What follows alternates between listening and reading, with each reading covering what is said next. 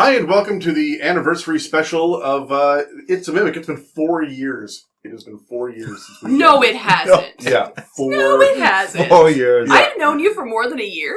4 years. That's strange. Yeah, and it's been over, by the time this releases, I think we have released 340 episodes in 4 years and over 550 hours of content. That's too much. That's too It's much. too much. We need to get off the internet. I'm done. I'm basically off the internet now. I'm absolutely loving it. You're not the only one. Dave has essentially gone radio silent. Just get off it. Yeah. There's nothing on there. You've seen it. You've seen it. You've seen it all. Anyway, thanks for subscribing to...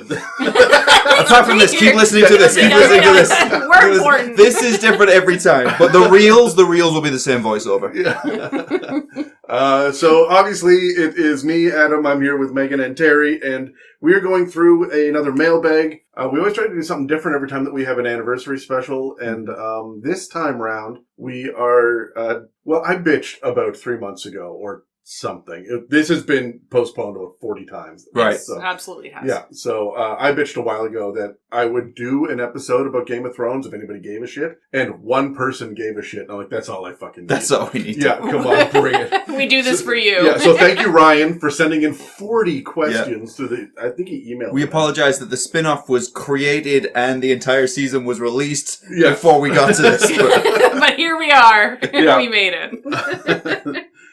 So we are going to sit down and go through all of these questions, but I mean, this can't be an 8-hour episode. I could rant about Game of Thrones. I could give it an hour and a half rant. I'm trying to keep my rants short. Yeah. Right. And my praise is even shorter. From Ryan, here's what he said in the email, so let's just jump right into it. I've been blowing through your wonderful podcast. I heard a mention of being interested in all Game of Thrones podcast. Should there be a soul brave or bored enough to write a bunch of questions? I just may be that person because I love all your creativity and passion and want to hear the rants of how something could fail so hard. So I will do my best cause, challenge accepted, and in no particular order. Thanks, Ryan. I have a hard time when people are nice to us. I can't handle it. It's kind of strange, I right? can't handle it. I do everything in my power to be mean to everyone, so just to keep them comfortable. I live a life of tyranny, so when someone's nice to me, it's very strange. Please don't be nice to me. Please don't be nice to me. I just yelled at somebody on the highway, so I don't deserve it. Oh my goodness. All right, so let's grab dice and roll. So that some here. Oh, they're in the yeah, they're not under in my the head. dice tower. Yeah. So Which one do you want, Megan?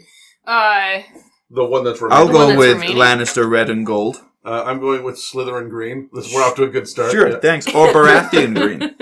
I like the Slytherin green better. We're talking about Harry Potter today, right? Yeah, it's Harry Potter. I can't get through that episode. I can't get into this. Let's roll the All dice. right, let's. Not me. Not Hermione. You. I got an 8. I'm going first with an 8. 4. Yeah, 3. All right, so I think I'm just going to read off all these questions so that there's some sort of order so we can get through all 40 of them. Sure. Right. But I don't want to talk to myself first, so I'm going to hold my action to go last. So, Terry, you're up first. Sure. For question. Easy one. As Megan sits here with a laptop full of notes, by the way, of which I do not have any. I'm wondering how much of Game of Thrones I still remember because I tried to block out the majority of the last season or so. Right. So we're gonna get through this. When did you notice the Game of Thrones decline? The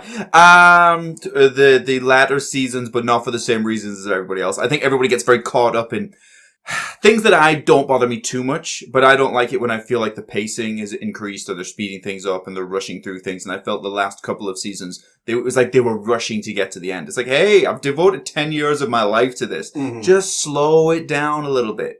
So last couple of seasons. Yeah, I was gonna say, like, as soon as Daenerys landed in Westeros, that's when things, like, sped up to, like 90 degrees, and it was just...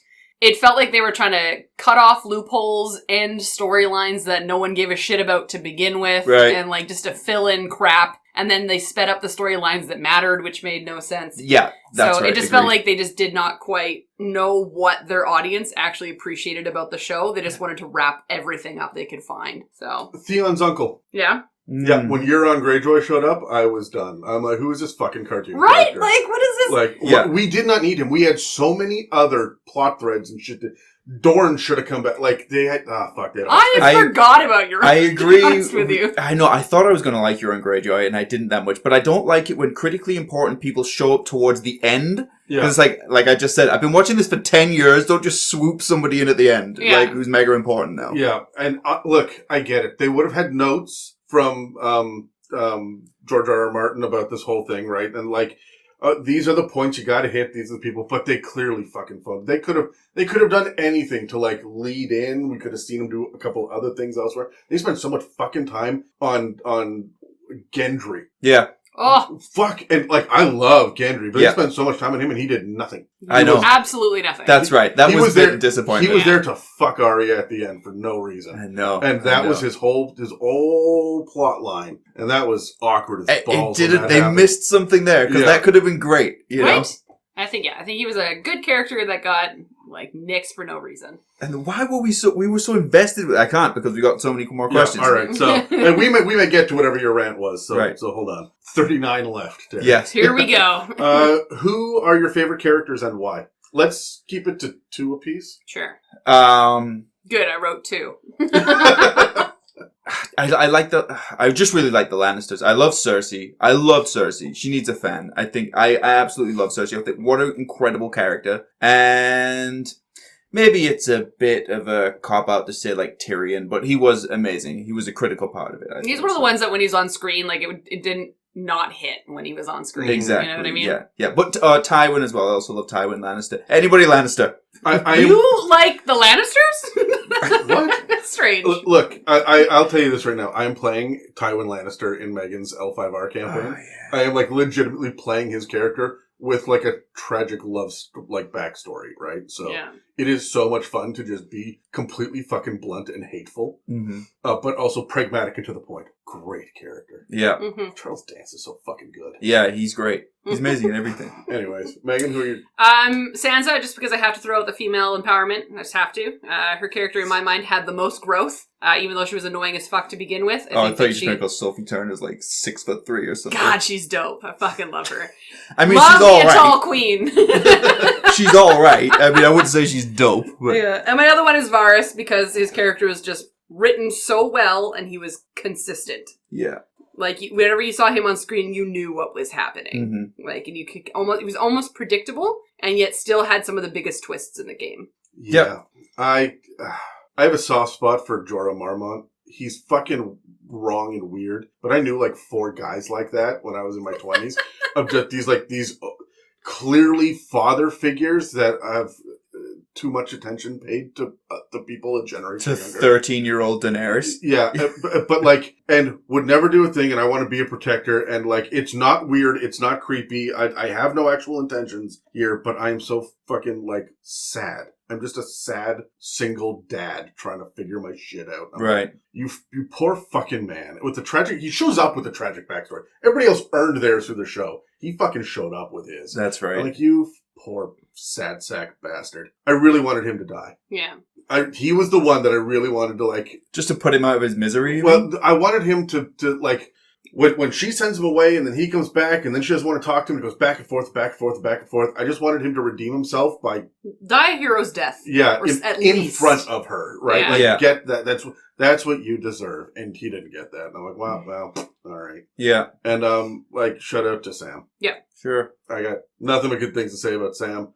He is clearly the stand-in for George R.R. Martin. Him and Bran are like, the writer loves these characters too much for it to fucking make sense. Like, hey, yeah, I've taken this oath for the black, like I've taken the black and everything's good, and I'll never get married, and I'll never do anything, and I'll never leave the wall. By the way, I'm going to go get married and leave the wall. Yeah. So. Peace out. It felt like nobody was following that oath at all. No. All the people that gave a shit died by season 4. Yeah, right? exactly. It's an old oath. That's an old oath. That's what giving a shit gets you. What character got done the dirtiest? Cersei got fucked. You think so? Cersei was in a marriage that she never wanted to be in pure devotion and loyalty to her family. All she wanted to do was take care of her children, which were ripped away from her and died horrifically. She was completely powerless all the way through it. And then when she tried to take back a little bit of control, she was deemed to be some crazy fucking bitch witch queen. And the whole world turned against her. And if I can be honest, she didn't really do anything worse than other people in the show either. Absolutely. But she was a public figure, though, right? Yeah, but like Daenerys was running around doing horrible shit to people as well, and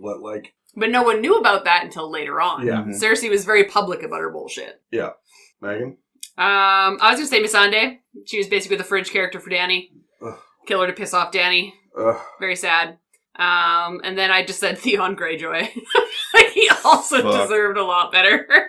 And then my last one was Ygritte. I feel like she deserved a better storyline than how it ended for her. Again, there were a lot of women that were written in that show to merely push a man's plot forward. Fridge characters. Yeah. A lot of the women were written as fridge characters. And Well, I felt like a lot of the women actually were people who were in control. a lot of them were, but their death, like the end thing that they did to drive forward someone else's storyline, right? Yeah. For example, one of my favorite characters, I always was so happy when Brienne came on scene, and she had the best story arc and this huge redemption thing for Jaime, but she was also going through her own shit. And then she got passed off a couple of times, do all these quests, and she was like, I'm the only noble, good person that can do it. And she got fucked and forgotten. Yep. The end. So that Jaime could finish his fucking storyline. Yeah. She deserved fucking better. That was heartbreaking for me. Jamie's storyline also was stupid. Yeah. Well, it was great. It had a dumb ending. Yeah, I know. And I'm going to say the Night King got done pretty dirty. Yeah. Built up and built up and built up. Yeah. You think about it from his perspective, about this whole me versus Jon Snow shit, and from his perspective, he got shanked by an NPC. The fuck did she come from? Yeah, who is this That's bitch? right. That's right. He did get done dirty. Yeah, we're all like, yeah, Arya. And then he's just like, what the fuck? Yeah. Whoopst is this? Theory, if you could change 2 story threads, what would they be? Okay. If I could change 2. Can I hold my action on this one? Because I'm going to go first every time now because of my... How about we swap off every 6 questions? Sure. Does that mean I have to answer this one first? Well, I mean, this is technically... Sure, we'll swap every 3. Here, yeah, Megan, you go. Throw down. Yep. I would have liked to have seen Grey Worm survive the war and carry out Dany's original wishes for the Empire. Yeah. I feel like he got done dirty to die the way that he did, based on how dedicated he was to the cause and her original vision. So I would love to see that play out. I also would have seen, again, Ygritte was the one I felt got done to quite dirty. I would have liked to have seen her and Jon Snow actually be together. Or Tormund and Brienne. Yeah. Should have had a nice love story. Yeah, they would Sucker for a love story. They would have had giant babies. Wonderful babies. 8-foot-tall, bearded They would have been the start of giants in this world. Well, the return of, I guess. Yeah.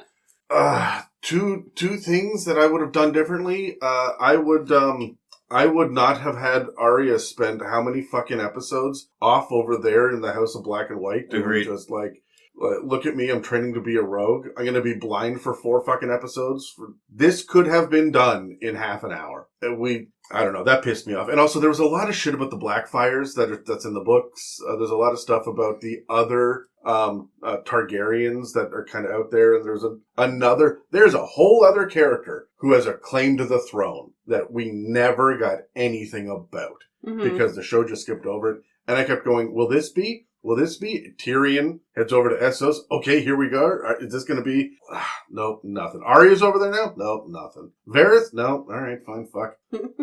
I'm still fucking blue-balled on it, and I hate it. Mm-hmm. Yeah, for me, I think, let's go back to Gendry. I think Gendry's storyline should have been changed. I think that the entire world was looking at what could have been an incredibly significant character and should have been, and was the hero that we wanted, and was the story that everybody wanted, really, and it didn't happen. Could have been Luke Skywalker. Absolutely. That's what it was, right? And another one is Daenerys. I think people were loyal to Daenerys for far too long. Remind me again, why are we following Daenerys? Oh, because she's the good guy. No, she's not. No. Because she is blonde. But she was. Is that a reason? Oh, eye candy. Absolutely eye candy. I'm living life wrong. With the exception of the Lannisters and Brienne, There were no other blonde characters in that fucking show. It's, well, you should watch House of the Dragon. So, well, yeah. Yeah, it's like, I felt like people were loyal to her for far too long. And basically, like, and all of the men that were tripping over themselves to, yeah, I get it, alright, she's hot, whatever. But, like, that was it. That was the reason. It was like, what are we doing? Well, I mean, she started off as a liberator. 5 foot Daenerys is, for how long? Like, the entire time she was not in Westeros. Yeah, but also, she wasn't asking a whole bunch of questions when she did that. She wasn't like, who is actually involved and who's just middle management that's trying to pay their rent? Doesn't matter. Kill them all. Yeah, Kill everybody. Yeah. Kill everybody. Megan, how would you have liked this series to end? What have I liked it to end? Yeah. I would have liked a redemption for the Targaryen bloodline. Like, I feel Really? instead of wiping them all out. Like, I think that's kind of sad. And maybe it's just because in most games I'm like, hype Team Dragon Clan, but like, I thought that was very sad. But I realized Jon Snow was kind of supposed to be like that, but it didn't end like that because he didn't want it. He moved on with his life. But I would have liked to see the redemption arc for that. I think that Daenerys getting nerfed at the end kind of sucked. Yes, I have many thoughts about that, yes. However, I'm going to take a hot take on this one. I would have liked to have seen Littlefinger ascend to the throne for at least 4 or 5 episodes at the very end. I hate him so much. Yeah, but he fucking earned it more than anybody else did. He played the Game of Thrones more than anyone else did. Yeah. Of course you like this character. No. I liked him at the beginning. The moment that he wandered off with Sansa, I'm like, what the fuck are you doing? This is a the whole dumb arc plan. with Sansa like pissed me off Yeah, from beginning to end. This is a dumb plan, and you are dumb for doing this. But that whole thing about I'm gonna like go over to the Eyrie, I'm gonna end up getting, married to this person, kick her through the fucking moon door, and by the way, spoilers for Game of Thrones, I guess, right? No, you sorry deserve it. You deserve it. Well, spoilers. Fuck. Okay. I would say the only redeeming quality for Littlefinger was the fact that his involvement in Sansa's storyline made Sansa better. Look, I'm going to say this. Yeah. Littlefinger is about 2 plot points and a wig off of being Snape, and everybody loves Snape. I loved your mother, so I will take care of you. Yeah. Yeah, that's fucking 2 shades off. Yeah. Oh, Snape. Yeah. I mean, I would have wanted better for the Lannisters. There's so much I would have liked to be in the comments. I would have liked. I wanted Cersei honestly to have a big victory. I really did. I know I'm on the Cersei team. Yeah. Just give her a win. She deserves it. She's not that bad. There's people out there claiming to be the good guys that I think were a lot worse. So, welcome. What scenes were the writers really smelling their own farts? What does that mean? Okay, so that means, when were they just enjoying their own stupid shit at the expense of the audience's, happiness? Or, hey, this entertains us, so fuck you. But we don't know the writers. No, but you can kind of get a sniff, like the Ed Sheeran fucking cameo was done purely for fucking... I totally forgot about that. Did you? There were some things that were production decisions. Fuck the fans, right? So. Yeah, sure. Fair one. Oh my god. Megan, that's do you have any... Any time that, what's his fucking name now? Joffrey. You almost thought he was going to die and then didn't. They would edge that, as many times as they possibly could, because they knew that the audience wanted this man to die and suffer. Yeah. And so anytime they had the opportunity to show that, ooh, this might be the day, I was kind of like, fuck you guys for that edge bullshit. Yeah. I gotta say, I lost my tolerance with all of this fucking... the 3-eyed raven sees everything and Bran is traveling. How long did Bran and Rickon fucking travel? How many seasons before they got... Daenerys got there overnight. Yeah, that's what I mean, yeah. How long did they have to wander around? And I get it, they're kids, but they had guides for half of it, and Hodor's there doing... I just felt like they really dragged ass on that to explore the concept of the 3-eyed raven. That, again, that could have been a season-long arc. You just reminded me of Hodor, and I forgot that he existed, and my heart just broke. Oh. A little bit. No, don't worry about him.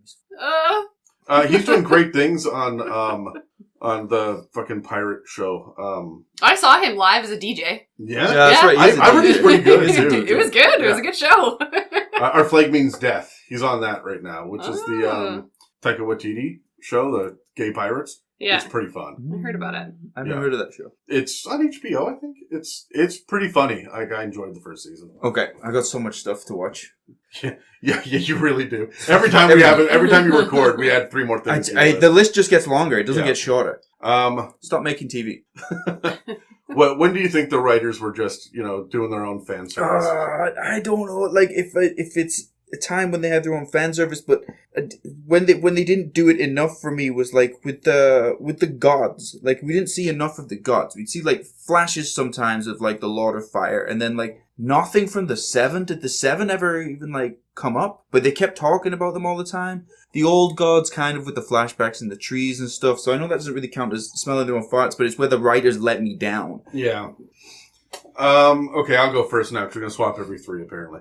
Which characters do you think were overrated? Hot take on this, and I'm upset about it because I think it's due to poor writing more than anything else, but I think Arya got overrated by the end of it. Yeah. I think that she became invincible, and I was never concerned about her safety. Not once. Yeah. And she could do no wrong for the last 3 seasons, and I was done with it. I also forgot about the whole no-face thing for a while. The fact that she went through that whole rigmarole to get all these powers and abilities and then left it behind. And that's one of those things that just ended up not mattering. Like, fucking Daenerys met warlocks. Like, in season 2, and it was scary for half an episode, and then we just never thought about it again. Like, we dropped so many plot lines.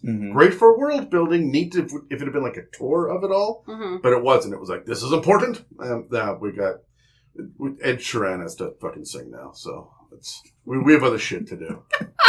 I totally forgot. It's gonna haunt my nightmares now. Yeah. His face from Game of Thrones. And I don't blame him. If were I in his position, I would have jumped at that offer. Oh, yeah, I'm sure his agent was all over it. I would fucking love to be in an episode of Game of Thrones. Yeah, of course, yeah. However, it was fucking weird to see it happen, like a fucking pop star show up in that. Yeah. Anyway. Yeah.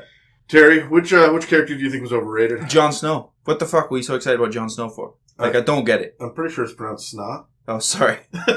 Jon Snow. It was my father as well. He's just very pretty. That's not overrated to me.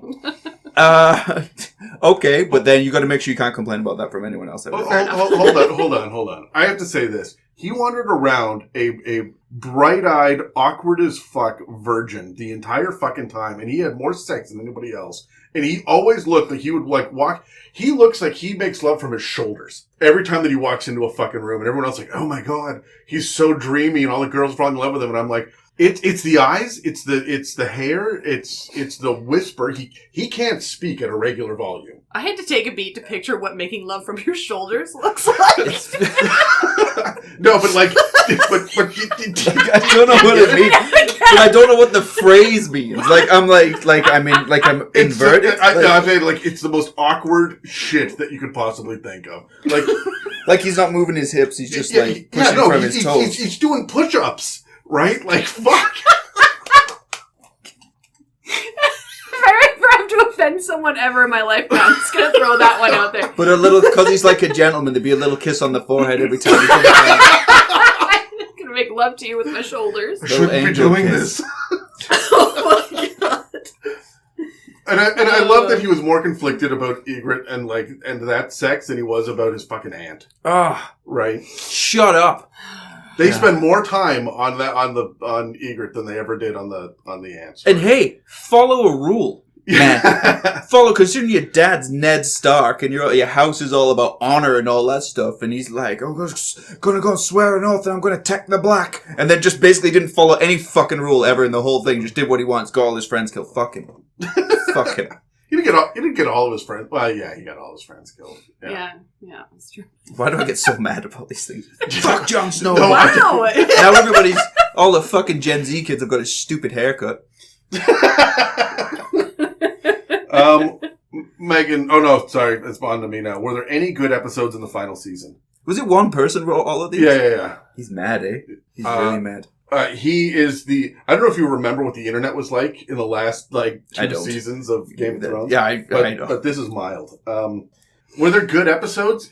Yes. I have been waiting to see a dragon level a city like that my entire fucking life. Yeah. Right? That was so fucking good. And every time that it stopped and slowed down and you saw the trauma of the people in the street, in slow motion, and the, dust is billowing and shit, it was epic from start to finish. Unfortunately, it didn't really do what I wanted it to do, but as a standalone fucking effects piece, as a big, here you go, this is my epic moment. That was everything I wanted it to be. And if I could turn up the brightness on my television, I think The Long Night could have been that as well. Yeah. Mm-hmm. Is it me? Any good episodes in the last season? I had issues with the season as a whole, but I still did enjoy the episodes.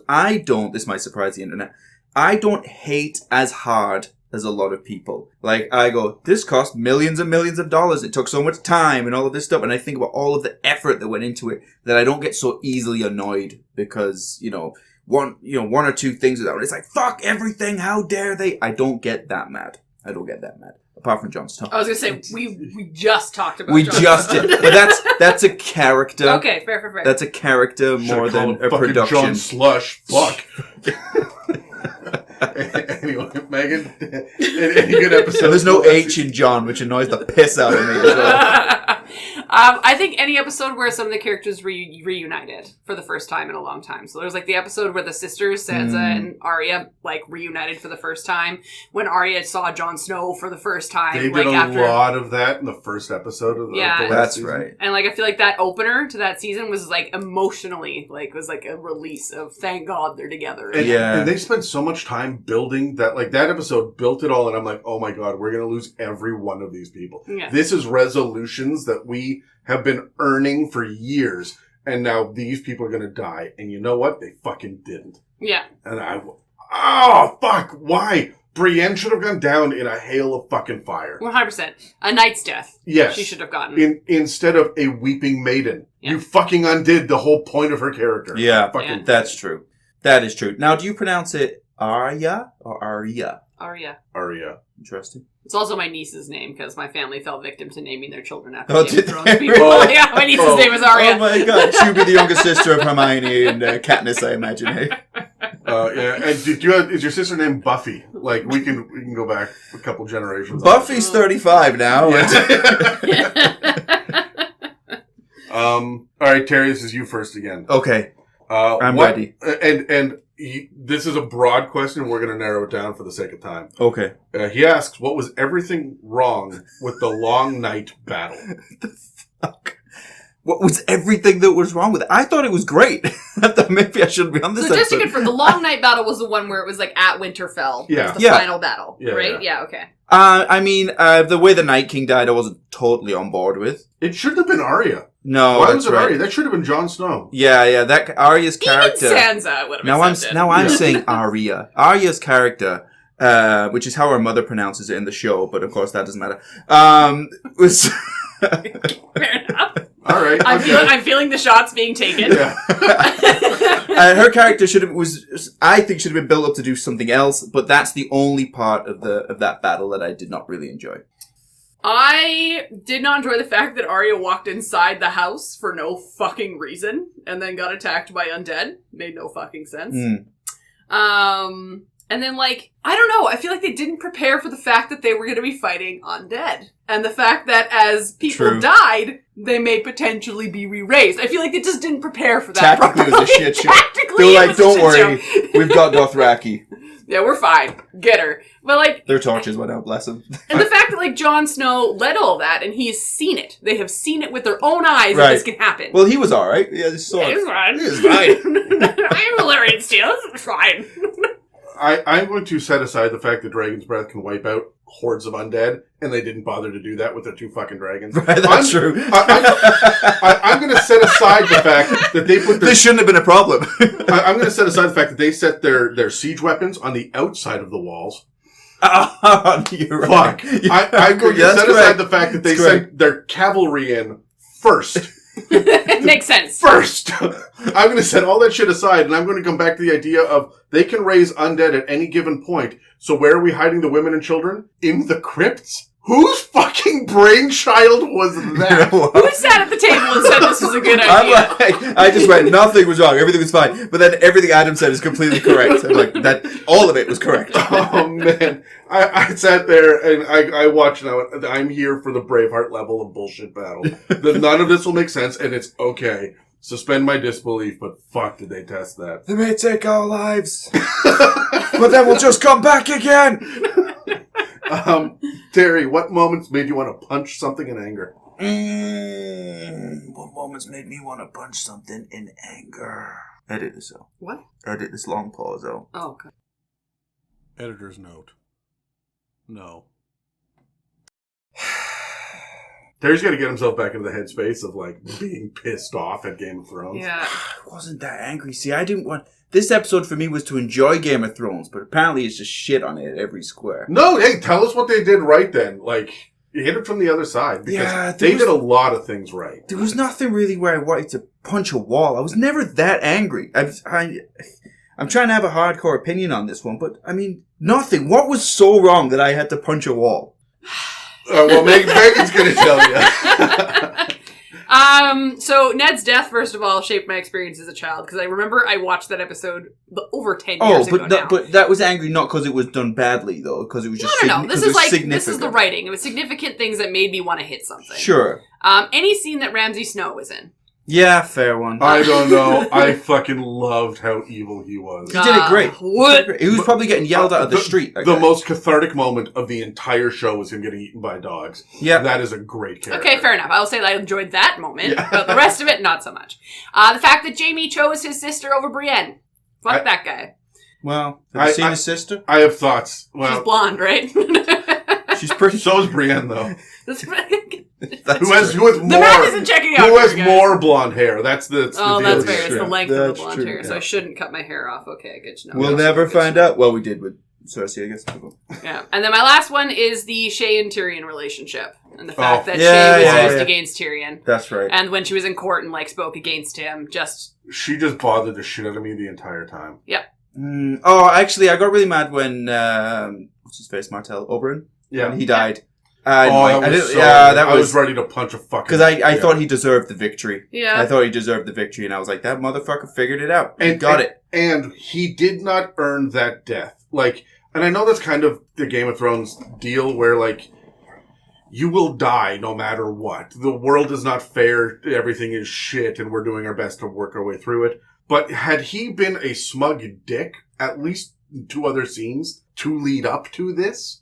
that would have been an earned death. Yeah. But instead, he just happened to be standing too close to the thing. Yeah. And that didn't feel like a plot point. It felt like a Deus Ex Machina. It was just quite an admirable thing that he did. He stepped up. No one else did. He said, I'll fucking do it. And he did. And then he got killed in a bullshit way. It's true. The thing that made me want to punch a fucking wall, I don't know. There were some things that I wasn't on board with, but I don't think I ever wanted to punch a wall. Like, I didn't like the fucking Sand Sisters. They were all really cool. They didn't do anything. Yeah, they could have done more with that. Yeah, that's right. I was eager to get more out of them. Me too. And then I kind of understood that they were there we killed off enough girls that we were just rebalancing it, and they kept hiring people with cheekbones. And I was really fucking done with that by about season 5.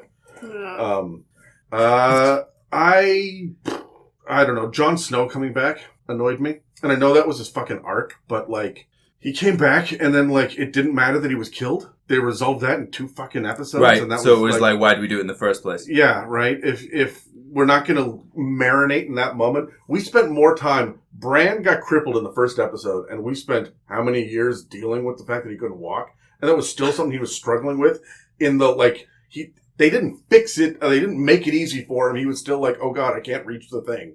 Over and over and over and over and over again. And Jon Snow died. And he's like, well, I got better. I'm alive now. Yeah. I feel good. I don't think they expected Bran to be 7'2" at the same point in the books as where he's like 11 or well, something. okay, that's fair. Growth spurt. Random. Growth spurt. Unfortunate. I thought it was his dad showed up. I'll take it from here. What happened to Tyrion? Was it the Essos heir that made him forget who he was? Forget who he was in which way, though. So there's a common complaint online that Tyrion was a hilarious and highly intelligent and incredibly tactical person in Westeros, but the moment he got near Daenerys, he started to do nothing. And every time that he gave any sort of advice that she took, it failed. Yeah, but everything had changed. He wasn't in Westeros. He was in a completely different place. There's different values. There's different ways of doing things. She didn't have the trust that, even though he was, notorious for things in Westeros and maybe didn't have trust of certain people, he knew how to work that network. He knew how to work with those people. These people had no idea who he was, really. Why would they trust him? He's got his Lannister name. Yeah, it's like taking tactics from one place and putting it into a completely different environment and expecting it to work. Yeah, everything was different. His tactics should have failed that he was trying in the other. Do you think that he should have been the hand then?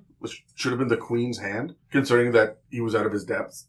Maybe not, but I think that's the whole point. I think it was addressed every once in a while when Daenerys would yell at him. Mm-hmm. Be like, I chose you, like, what's wrong with you, blah, blah. Like, I feel like it was addressed. She would be a fucking nightmare to work for. I couldn't deal with that shit. Oh my god. This whiny bitch. Megan? That's my answer. That's your answer? Yeah. You're taking tactics from one area and trying to put it other and hoping that it works and hoping that it sticks. And it did feel a lot like he was like throwing shit at a wall eventually because he realized his tactics weren't working and started just making shit up to try and make it work because he didn't know what to do. I'm going to take it a step further and I'm going to say it's just bad writing. Yeah. Because it was about the time that he landed there that they ran out of books. And they were going off of treatments and notes from George R.R. Martin without any clear blueprint on how. Right. They knew what, but they didn't know how. And I think that they landed a lot of shit well off of those notes. Mm-hmm. For example, Cersei blowing up half the fucking city. Beautiful. One of my favorite moments in the show. The Hodor. Yeah. Hodor. Beautifully well done. I mean, that's not in the books, right? Mm-hmm. So, Megan, what was the worst tell, not show of the final seasons? I think the fact that Bran had the ability to, like, see things. Like, yeah, you just can do it now? Yeah, like, great. Awesome. This is a random power that you have now received, and then because he has that ability, we are now suddenly getting, like, the history of things. Mm. So, like, learning about Jon Snow's like, childhood, all those things, right? But I just felt like it came out of nowhere that we now have access to this information from this one person, when if this magic existed, why did we not have access to it before? Mm-hmm. And I just felt like that him getting that ability to me was a tell not show. And I know that was mid-ish season. What do we mean by tell not show? Okay, so the idea is that when there are two people that are slowly falling in love, for example, you show them like glancing at each other and like kind of inching closer, listening to what the other person is truly saying, and then doing these acts of generosity and affection instead of another character saying, so these two are falling in love with each other. Yeah, I'm with you. Yeah. So, right.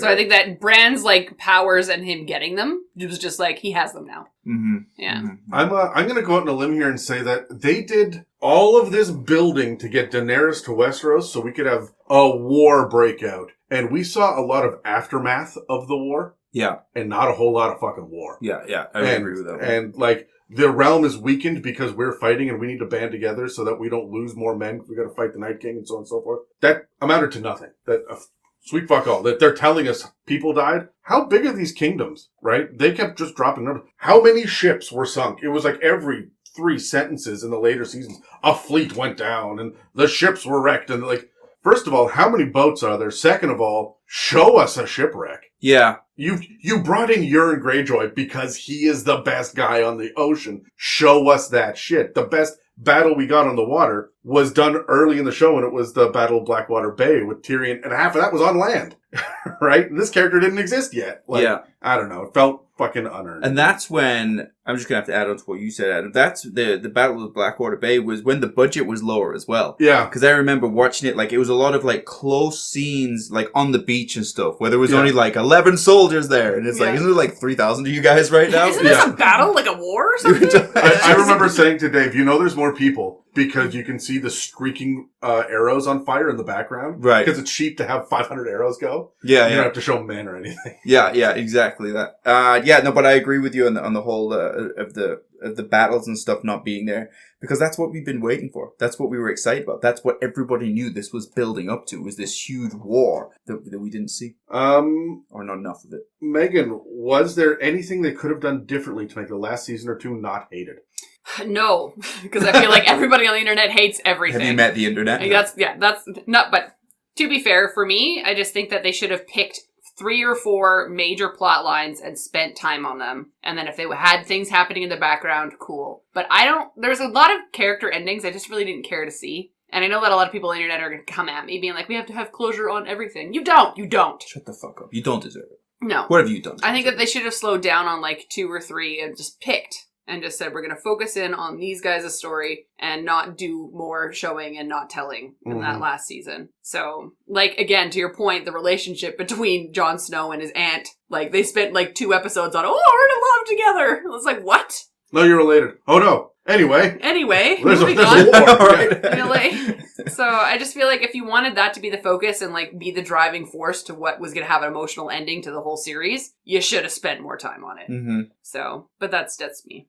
A small thing. I've got all sorts of big things they could do differently that would have like completely changed shit. Daenerys should have been pregnant, and then Jon wouldn't have killed her, and then would have had a new heir to the throne. The Targaryens are back. That'd have been fucking great. Yeah, that's the Targaryen redemption I want. Yeah, right.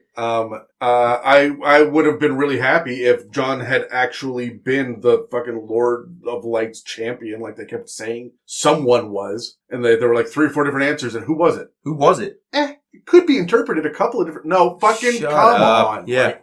So, and again, I get the point of the story is ambiguity and gray area and shit, but nah, I was fucking done. If I'm gonna say like a little thing, spread your budget out over an extra 4 episodes. Yeah. And do it properly. Give us the character moments we want, so that Gendry and Arya can have the tearful goodbye, and then be fucking done with it. We don't have to worry about Gendry anymore. Instead of shoehorning it into the battle episode. Like, come on now. Like, do the thing you should do. Have Sam have his final bit with Jon and to be done, right? Like, I don't know. They didn't take the time. That was the issue. Mm-hmm. I think for me, I'm not an expert writer, but I think they should have wrapped up some of the character storylines earlier. Yeah. Because one of the things that we celebrate about Game of Thrones, there's so many storylines, we don't know where it's going to go, there's so many things, and that's great until you're trying to wrap it all up at once. So they should have like tapered them off one at a time, so it was almost like a game of elimination as we were going through the last couple of seasons, like playoffs. Oh, we're getting down to the last few now. I was right all along. It could be any one of these 3 things. Instead of just trying to wrap everything up all at once, it was too rushed. Mm-hmm. And they didn't need to do it that way. There was no reward for doing it that way. Yeah, I agree. Megan, how would you have ended it knowing what their goal was? But whose goal? I guess the writers. I guess the goal of getting Bran on the Iron Throne. I mean, Bran didn't deserve it to begin with. No, it was Fucking clearly.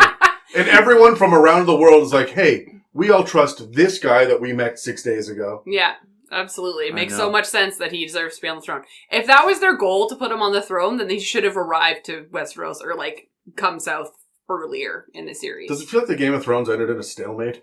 Yeah, well, Right? the thing with Bran was it was just so many people warring and fighting over all these different things, and you're right, Adam, nobody knew who he was. So it was like everybody's catching their breath, and then they're like, who the fuck's this kid? Like, Even his siblings were like, I haven't seen you in 7 years. Yeah, and they have no idea who he is. Bran should be king. I was like, and then, okay, and like, the visual of this is you've seen your brother for the first time in 7 years, and he rocks up saying, I can see into the past, I know all things. Like, you're crazy. You're absolutely crazy. Yeah. Like, it just makes no sense as to why there was suddenly this amount of trust for this child that was seeing visions. Mm-hmm. He's crazy. You're now putting another crazy king on the throne. Wasn't that the problem to begin with? Mm-hmm. So, terrible goal to want to put Bran on the throne, but that's fine. I know. I know. Now, did we ever square it up as to whether or not Bran was the reason for the Mad King or not? Because it touched on it just lightly. There was that he reached out and saw it. He reached out and saw it, and was the voice in the head, which made the Mad King go crazy because he heard it. The way that he affected Hodor? Yeah. Yeah. I don't know if we ever got a definitive answer. If we wait another 45 years, we'll get book 6. Right. And then 180 years after that, an AI will finish it, and we can get a definitive answer. AI will do it dirty. That's right. AI could do it right now, couldn't it, really? So. All right, so here it comes to me for the next 3. Did Ghost deserve better? Ghost was fine. We saw him in the background of some fucking ceremony. I remember Ghost being okay at the end of it. He didn't die. What was wrong with Ghost? Ghost did exactly what he wanted to do whenever he wanted to do it. Right? Ghost died, didn't he? No, he got, attacked by some White Walkers, but he was in the background of a fucking shot later. But he was where he wanted to be. He was where he wanted to be. And even if he died, yeah, he's a fucking direwolf. That was that is his purpose. He's not there to run the kingdom after his job is to be teeth and fur. What about the other direwolves? Lady died almost immediately, didn't she? Yeah, the only other one that's left was Nymeria. Who's out there absolutely fucking feral. Megan, are you looking up? I'm looking it up. Did Ghost die? It just says he came back to help in the Battle of Winterfell. Yes, Winterfell. Here's what happened to Jon Snow's direwolf. Spoilers beyond. If you're all caught up, check out this. Oh, fuck off with this bullshit. It's like when you look up a recipe and you have someone's life story. I went to Italy and I loved their tomatoes. My grandmother once told me a story about a lumberjack. By the way, Yeah. here's how I make couscous. I always thought that, like, all of the dogs died, but that was just I just had the assumption they were fridge characters for the young Stark kids. Dogs died. All the dogs died. I'm fairly, it's not a Terry fucking game. The dogs don't necessarily all die. So Yeah. I am fairly certain that I saw a ghost after the fact, because I remember arguing with somebody about, he died, and I thought he did, and someone's like, no, he didn't. Go check out this scene. And I went back and watched it again. I went, oh, well, fuck, all right. Well, Yeah. even if he did, he was where he wanted to be. Yeah, I'm not concerned about it. I mean, there were a lot of people that got done dirtier. Yeah, but it does say that the only ones still remaining alive are Ghost and Nymeria. Yeah. So that makes sense. I just wrote that I think they got done dirty because they couldn't afford the CG to keep them in the show long enough. Yeah. So. You are absolutely correct. Yeah. That is 100%. That's Megan's business, so I believe her. Next time, just cast polar bears. No way. Ooh, could we just? No, That'd be great. That's bad. The next question is, why melt the Iron Throne? For metaphor? Yeah, Like, what it stands for. That's what we're here for. It's like... It's ending the reign of the Targaryen. Yeah. It's their throne, burn it. Yeah, because it's no longer fight about the throne anymore, because, I mean, now the throne's on wheels. Stop it! So... no, I've got to say, I think that, I don't mind the metaphor of that. There was another metaphor that I think Terry fucking hates. What's that?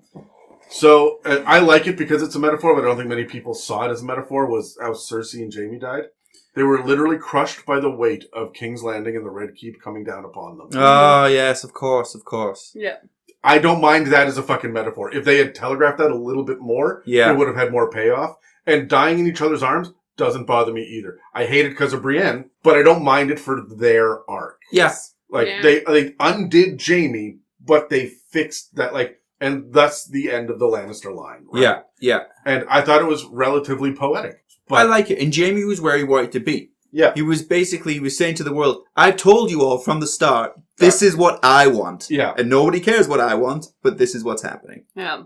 Do you guys have thoughts about the Iron Throne melting, or? No, I think it makes sense. Like, it's just, you're ending and wrapping that shit up. Yeah, it's like, you had to destroy the Infinity Gauntlet at the end of the Avengers movies. Like, the big MacGuffin thing, the thing that everybody wants, has to either be claimed or destroyed. The throne was the problem, I will destroy this. Plus the fact that it was burned by, it was Dragon's Breath, right? Yeah. So, I feel like that's also indicative and representation of, like, the liberation of the dragons themselves. So. It's also the end of an era, because how many dragons are left? Yeah. Mm-hmm. Right? So there's never going to be another Iron Throne like that. No.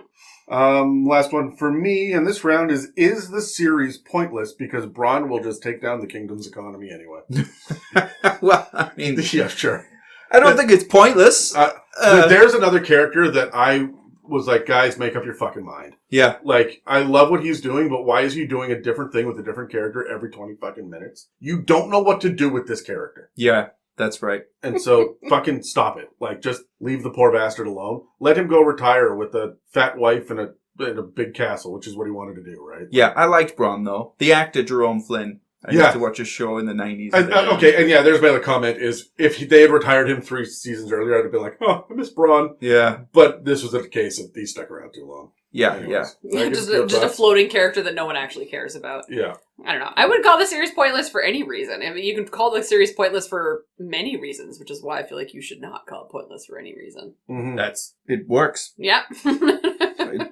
Terry, if you were Daenerys' hand, what would I'd you be busy? Yeah, what would you have advised her to do? Oh, like hand of the queen. What would I have advised her to do? Yeah. Just listen to people more. Hey, just stop going off emotional impulse. And this is coming from me, right? But I feel like she did that for years. You just got to dial it back a little bit. I felt like she was just I thought it was like irrational anger trying to be portrayed as like female strength or something. And it wasn't. Hey, you're being irrational. You're being fucking crazy. Listen. And I didn't like the way they put it across. You don't have to put strength across like crazy. Megan?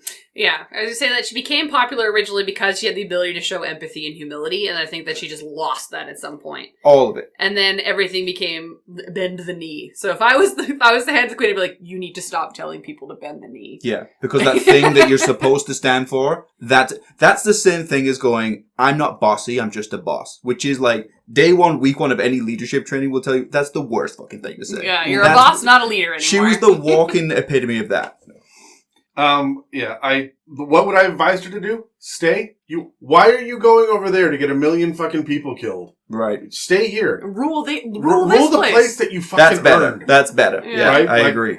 Stay. Sit the fuck down. Like, why do you want this fucking metal throne? It's my birthright. Come on, like, move on. and like, I'm gonna be crass here for a minute, but like, you had a baby. What was their birthright? Oh, we don't believe in birthrights anymore. Cool. Okay, stay where the fuck you are. Like, yeah. Terry, why did Jon Snow's parentage not fucking matter? I added the fucking. Yeah, I'm not As sure. You would. I do add the fucking. I'm not sure why it didn't matter, because it should have mattered. I'm gonna make a bumper sticker that says I add the fucking. Yeah. Anyways. Because it should have mattered, and I think he should have been. I ideally would have liked Cersei to win in the end, but I think he should have been the king. I think he was like giving it up. It should have mattered. I think that it just didn't matter because he didn't want it to matter, because they kept it secret for so long, and I think that his whole story arc was to prove that he could be as good as Ned Stark, and that he is a Stark. He's not a Targaryen, he's not these things. His whole life goal was to be as good as the characters of the North. Yeah, and Ned tried to deny the position of the hand, and because he didn't, that got him killed. Jon denied the position of the king. Yeah, because he knew it would probably get him killed. Sure. Well, it's not just that. He did what his father couldn't. He didn't just become a Stark. He became the better Stark. Yeah, I agree. Oh, yeah, that's going to piss off the internet, what I just said. Yeah. But no, I agree. I feel like, again, I think that his whole story arc was built to make him be a good Stark and represent the House of Stark better, because his sisters technically can't do it anymore. Because Arya is crazy as fuck, and Sansa I still love Sansa Stark, is still my favorite, but like, I think that if we're going to go back to brass tacks and put the Starks represent, Jon Snow is supposed to represent that. I think he was selfish. I would say, hey, there's a whole kingdom here that needs you. Clearly you're a good leader. People want to follow you. They're telling you that they want you in charge. They've had a shit show for years, like basically generations, and you're the person who can fix it. No, I don't want to do that. Fuck you. It's not about you. I'm a good Stark now. Well, go and be a good Stark over there. Go be a good king and be a good Stark with the King of the North. So hold on, sidebar. Was Jon Snow the one then that broke the fucking wheel? After all of Daenerys' ranting and catchphrases, was it him that broke the wheel? By stabbing her? No, but by stepping down. By saying, I'm not going to do this. He was the first character to say, I don't want the throne, when everybody else wanted it. It would only be temporary, even if he did, because it's a power vacuum. Because people will just go, oh, well, there's a disabled child on the throne now. Oh, yeah. How long was that going to last? A day? Yeah, they're going to send in assassins, and Brandon's going to look at them and say, I know what you did 15 years ago, as they slice his fucking throat. Like, exactly. If this was D&D... I knew this would happen. We all did, Bran. We all saw it coming, my guy. You awkward fuck. Terry, last one for you before we move on to Megan. Okay. Did the Hound go out like a man or a puss? How did the Hound die again? Just remind me. So many people died. How did the Hound die? He was fighting the Mountain, and the two of them died in each other's hands. Oh, yeah. Died fighting his brother, basically. No, he was another person that did exactly what he said he was going to do. You ever seen the Mountain? Half-Thor Bjornsson is massive. He's a mountain, right? Also, he was undead. Yeah, he's an undead mountain now. And exactly. Yeah. And he stood right there and he took him on. No. How is that being a pussy? How is that possibly? Because I think that they should have built the Mountain up to be a little bit scarier. He just walked around and grunted for the last couple of seasons, which is why he felt like there was like it wasn't earned. But no, he was a big undead mountain. That was implied. That was one of the things that was neither shown nor told. It was just like, here's this monster that's been created. Just see his eyes sometimes. Yeah. Through the helmet. It's like, oh, that's gross. That's great. We love that. Megan, will Podrick impregnate all the girls now that he is a Kingsguard? 100%. Yeah. He knows what he has now. But that's more people that can't keep their oath. Yeah, and if I can be honest, good for you, Pod. He learned from the best. We're all rooting for you. You know? Yeah. Which character's ending infuriated you the most? Mine always comes back to Jaime Lannister's. I feel like that he had the most character growth, and then it was impacted and reverted immediately. And then now that you've said, like, the pile of rocks was actually the weight of the kingdom, XYZ. But, like, I feel like that wasn't his weight to bear. It was his sister's. The only reason why No, but he willingly bore that weight. Yeah, but like, I don't know. I feel like he had so much good character growth, moved in a good direction, then all of a sudden just reverted right back to being a twat waffle. Yeah, if they had spent a season and a half getting him back to, like, you slowly watch the fall of Jaime Lannister, like Walter White, that would have been earned. But he just like, well, in my post-nut clarity, I'm gonna go bang my sister again. Sorry. Post-nut clarity. Oh my god. Am I wrong? I die. The post-nut clarity. Fuck's sake. Is that a thing? Oh, it's in a thing. And it is, God you damn. wouldn't believe how fast it kicks in. It kicks in like this. Wait, what? It goes like this. It goes, I shouldn't have done that. Yeah. I should not have done that. Oh Yeah, my you were not God. done the cigarette. You haven't even lit the cigarette yet before It's your regret kicks Immediate. in. Your chemistry changes. You're no longer taken over by it's Yes, real. it's a fucking yes, it's thing. real. Anyway, Wow. I'm surprised you don't know this, And- Megan. You've got the biggest schlong. You're trying to imagine it right now. You're not wrong. You're trying to imagine it right now because you don't know what it feels like. So imagine what it feels like. It's more than that. It's more than that. I love that for you guys.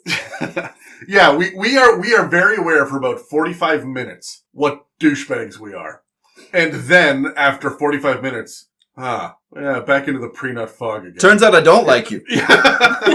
That's mean, Megan. How dare you? Megan, was Cersei's death satisfying for you?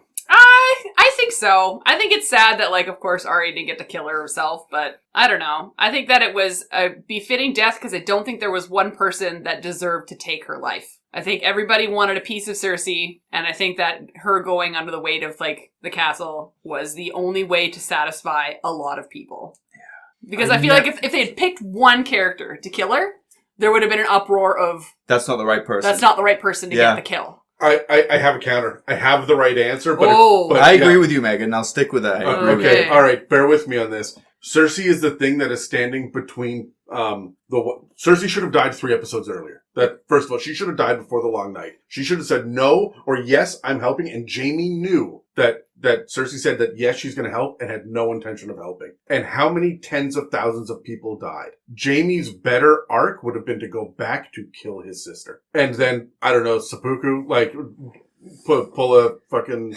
He Tom would never in and do that. jump. He told us from the start. That's not what he wanted. He said that he would never let anybody else hurt her. I think that they could have been dropping that hint from day fucking one to have Jaime be the reason. And that there, because this was his redemption arc. Fuck the Lannister name, everything for the realm, not for me. Right. Well, did you read the books? Yes. Yes. Was the prophecy for her untimely death supposed to be that she was supposed to die at the hand of her younger brother? I don't remember. Yeah. I don't remember in the book. Because there's a thing that I read that was one of the reasons why there's a big uproar about Cersei's death was that because of technically part of the prophecy that stated that all of her children were going to die and blah, blah, blah, blah, that she was going to be killed by one of her brothers. So that would fit that storyline quite nicely. Yeah, it would, yeah. So, like, I quite like that. That would have been more poetic. As everything is crumbling down around them, and Jaime didn't have to put a sword through her. He could have just grabbed her and said, no, you're staying. We're staying together. And he chose to have the two of them wiped out. Like, there could have been something better. Right. Yeah, Right. You're right. For the sake of the realm together, right? So. Fine, Adam. This one is to me first. How did Sam get out of his Night's Watch oath without dying? Writer's favorite? Like, Well, by the end, there wasn't actually that many of them. Like, who was going to police that? yeah. Like, who was going to go and get How him? were they going to know? Down How are to they ever fucking going to know? wherever he was. Candlekeep. Game of Thrones Candlekeep, wherever he was. Yeah. I don't know. I think that he had like a safety net in the fact that he was best friends with a Stark. Well, and John was in charge. And so John said, go After 3 go weeks. learn this. Yeah. After 3 weeks, John was running the whole show. Also, he left it and became a maester, right? Yeah. Yeah. But again, like, as a maester, you're not allowed to be married or have kids. And like, he still did it. He's still doing it. He's trying to be a maester with a baby there, though. You guys have daycare or... Or like, is that in the benefits? One of the links on my chain is going to be childcare. Yes, It's going to be. exactly. Yeah, thanks for that. What did you guys do for paternal leave? What were your favorite moments of the first seasons? We don't have enough love given The out. incest. Sorry. Incest. We don't have enough love given Banks it to creepy vagina tar monster that showed up and killed Renly. Right, Oh, yeah. vagina monster. Right? Like, I missed that. That we could have gone in that direction more. Yeah. Right? That is an entire side of things. Like, the Brotherhood Without Borders, right? And, like, he keeps coming back. He just keeps coming back. Right? What happened to all of that shit? Yeah. Mm-hmm. And then all of a sudden one day, I can't come back anymore. This is it. All right. Like, nobody fucking cares. You're the 4th tier character at this point. You could have been top tier and then that would have mattered. But, like, no, fuck it. But who do you boot off? There's so many characters. That's the thing where there's so much going on. If I can be honest, my favorite moments from the first, it's one of your favorite moments of the final seasons. Yes. Oh, Final season. Well, disregard everything Adam said. Yeah, all right, fuck it. I was like, Shadow Crotch Monster was very early in the series. Adam. Yeah. Shadow Crotch Monster was my nickname in college. You know what? I believe it. Yeah. I believe it. My favorite moments of the final seasons, the entire dragon attacking King's Landing. That was the most badass fucking thing. Mm-hmm. Right? That was the best. And also the Starks reuniting was nice. Yeah, I feel like I always come back to, like, the Starks reuniting was, Yeah. like, my biggest, like, feel-good moment. Euron Greyjoy dying made me happy in the pants. Yeah, okay. I think it was mostly because that was the character that was entered in that nobody wanted and no one cared for, and so when he died, it was like, okay, thank God And I he's feel gone. bad for the actor, too, because he got a lot He's of a- shit. And he's a good actor. Yeah. Like... It's the actors that always play the bad guys so well that get so much shit after. The dude who plays Joffrey quit acting. Yeah. He doesn't act anymore. Yeah. He said, that's it for me. I'm out. It's not going to work. Set for life, who cares? Whereas Ramsay's like, I'm going to go to Comic-Cons. Everybody come hate me. Yeah. I'm going to get rich. I love this. He's going to sit in front of a crowd of people and eat a sausage. I liked when the dragon died before it undied. Oh. Yeah, it was a huge... like the undead dragon Yeah, scene it was a huge... process? But it just... The scene where it died and it went down was Yeah. like... It was huge. It was emotional. Mm-hmm. Did you guys think they earned the fucking, ice dragon can knock down the wall? That came out of nowhere, right? Right, and I know it was supposed to be like, oh my god, the wall can't protect them after all, but it also was a bit of a cop-out, because it was like, well, I thought everybody knew that, you know. Well, the wall was built to protect them against the actual humanoid versions. They weren't really expecting dragons to exist. That's fair. But why did the strength stats suddenly go up so much with the undeath? I don't know. Have you ever fought an undead dragon before? I don't know. It could break a Only a wall. couple times. Like yesterday. It was a bad day. No. I would say one of my favorite moments was when Brienne received her knighthood. Yes. Yeah, that was a good moment. Yeah. She was so close to getting the ending she deserved. Yeah. I fucking hated it. Fuck you, Jamie. Can I say something? Yep. No. Megan? What do you want, Terry? I was ruining this podcast before you were. He's right. I didn't like Brienne that much. No? No. I don't get it. Like, okay, yeah, she was good. She was honorable to the point of being annoying. Like, lawful stupid, in my opinion. It was like, look, hey. She was lawful perfect in any other series. But in the Game of Thrones series, where everything is mud and blood and death and grime, being the beacon of hope is a hard torch to carry. Also, survival of the fittest, you got to adapt. Hey, okay, I know you said some words and they were important to you, but it's not the time right now. Yeah. Okay, now you got to figure it out. Now you have responsibilities. Responsibilities. Now you got responsibilities. So, I mean, she was alright. I got no beef with her, but I'm just not particularly excited by that character. The next one for me is, what strategy would you use to survive the long night if you were a general? Put everybody in the wall. Send out the dragons. Why is it? This is not.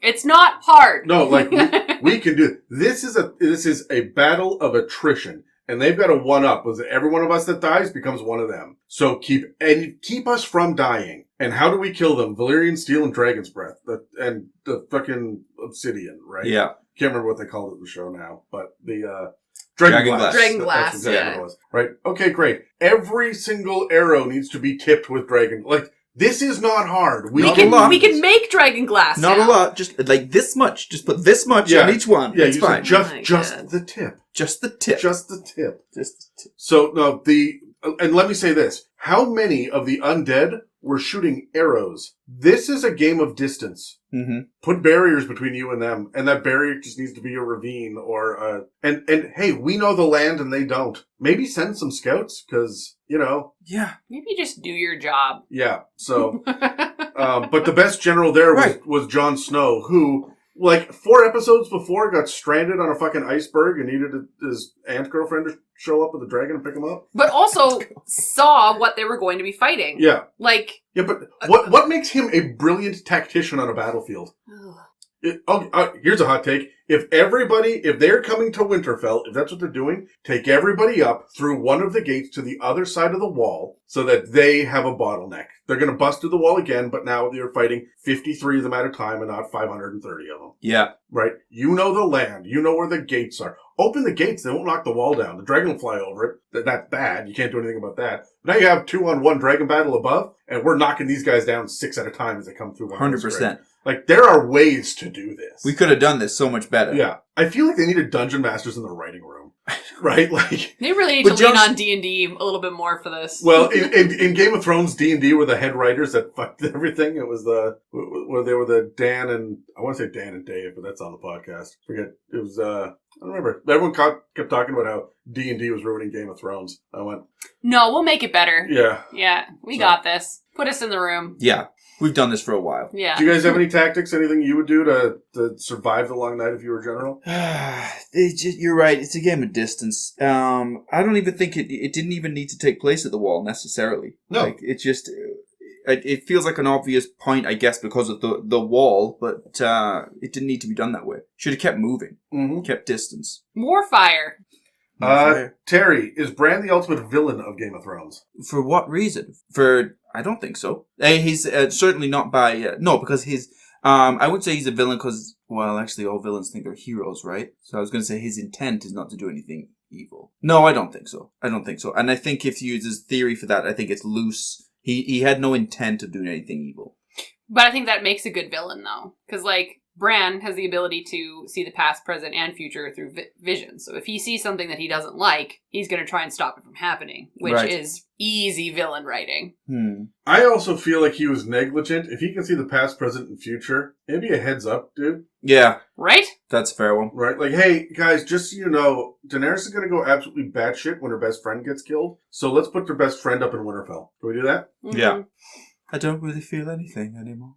Fuck off. Fuck off. Terry, why is Bran the most important person in Westeros? But the question, I don't know if... is it leading as though... Is it Ryan? Ryan thinks that Bran is the most important? Or is he... I can't tell if he's being like... Or is he trying sarcastic and... Right, yeah, that's what I mean. Bitter, yeah. Why is he so important? Well, because he can see the past, present, and future, I don't know if this is a sarcastic question or not, he should have been the most important. Important is the wrong word. Like Gandalf is most important. Like he wasn't, but... But he should have been, yeah. I wouldn't say important, but useful.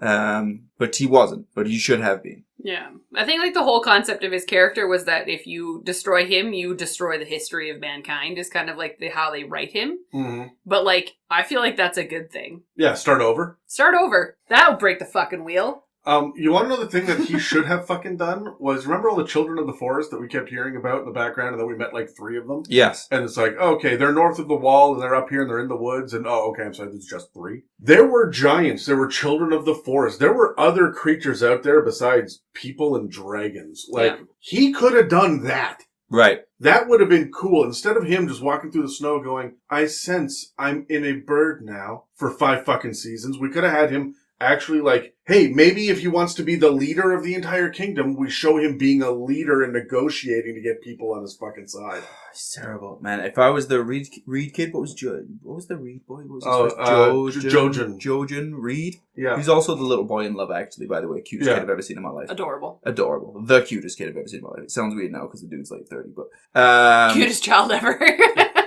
Hey, he did well to drag that guy around. I know Hodor was doing it, but to deal with it for so long, they were so far north of the wall. I feel like after a while I would have gone, hey man, look, I know technically you're still with us, but... He also played Peter Pan, didn't he? I think so. I've seen him in like 90 things. And yeah. He was in The Maze Runner as well. Like, that's right. He's got a career. His sister should have been a bigger player. Right. She was badass. She was the only one up there that was fucking capable of She was badass, yeah. Even Jojen Reed was just like, I have to sit in the snow and touch trees. And she's like, all right, I will find food. Right? Like, I wouldn't have dealt with it. I wouldn't have dealt with it. If I was the sister, I'd have gone to I'd have done my part. I'd have gone to the brother first and said, look, I'm getting the fuck out of here. So you win or you're out, because I'm leaving tomorrow. One more brand question for you, Terry, before we move on. Why am I getting all the brand questions? They just came in a row. So, did anyone have a better story than Bran to become the king or queen of Westeros? Again, is it sarcastic or not? No, I don't think so. Because I didn't agree with it. Sorry, Ryan. I don't think it should have happened. Okay, but his question is, who should have been? Whose story is better? Whose story is better? Who's the one that should have sat in the throne at the end? Technically, had the claim to the throne, I would have said, obviously, it should have been Jon. I would have liked to have seen Tyrion just figure it out for everybody. Yeah, I would have been happy with that. Because I think if you had Tyrion and Varys as an advisor, the mutual respect. Varys' death pissed me off so fucking badly. That was unnecessary. Yeah, but Varys played the game well in that, he was just be next to the throne. Don't try and sit on it. Just go. He went as far as he did. No business to sit there. Just be this close. This is good enough. How good do you need it to be? This is fine. So Tyrion and Varys' Hand of the King, I think, would have been great. Sansa.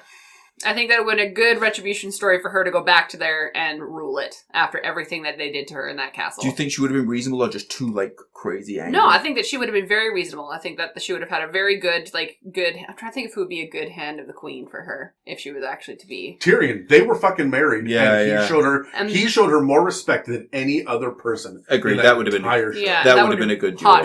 Except for Brienne, maybe. Yeah. But then Brienne's on the King's Guard, and Arya's the court assassin, and Or I would just say, just send Arya and she can work with Jon Snow in the fucking north. Arya didn't give a shit. She was out. Just let her go somewhere. Yeah, let her go be a pirate somewhere. But no, I think Sansa would have been a really good retribution arc if she took it. That could have been good, actually. Yeah. To be honest, who did I want at the start? I want Robb Stark. I would have liked, but I was down for a Gendry on the throne for a couple of seasons there. When he was walking around and shit, we know that he's the Baratheon heir. Mm-hmm. And then that went goddamn nowhere. I was so frustrated. That made no sense because we knew there was a load of bastards. So it was okay, well clearly they're focusing on this one for some reason. Everybody else, all the other ones were killed. He's the one left. Yeah. But no, alright, fuck. Okay. Megan, were there any characters of the books you wished made it to the show? So I didn't read all of the books. Sure. But I do know that Sansa had a best friend. Yes. In King's Landing. It was Jane.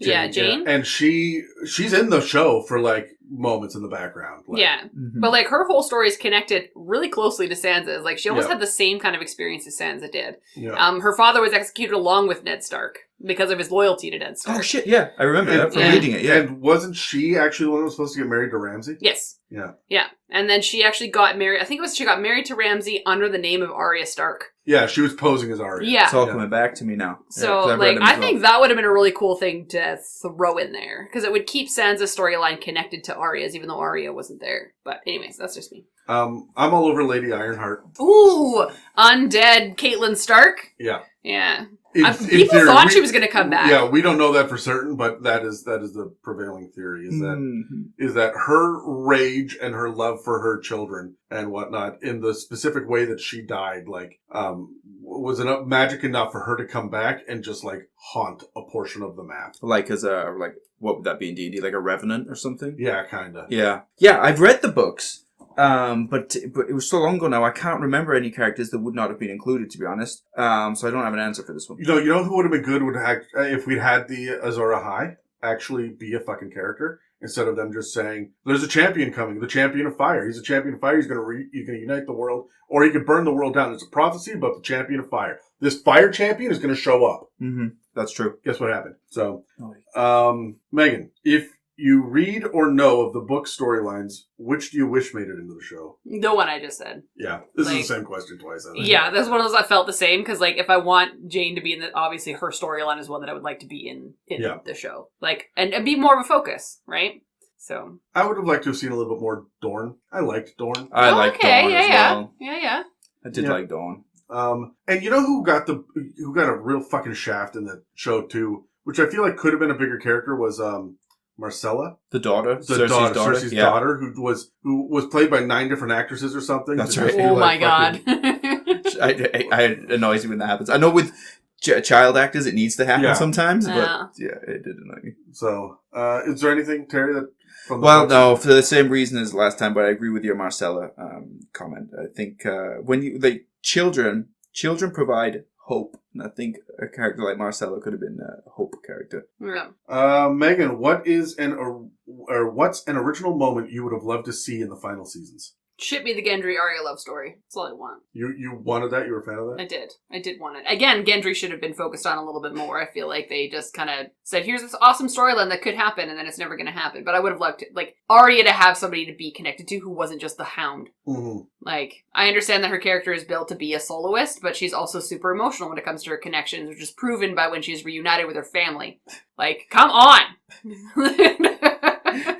I mean, most people might be emotional at that point. But that's what I mean, is that they make her up to this emotionless character at some point, because, she did the whole faceless thing, then she did the whole assassin thing, and then they just kind of made her out to be this emotionless piece of shit when she actually yelled at her sister for the first time, and then... I don't think she was emotionless. I think she was trying to be emotionless. I think she was trying to be something that she's But that's what I mean, is, give me that sense of humanity. I think Gendry was the window for that. Yeah, that would have been great.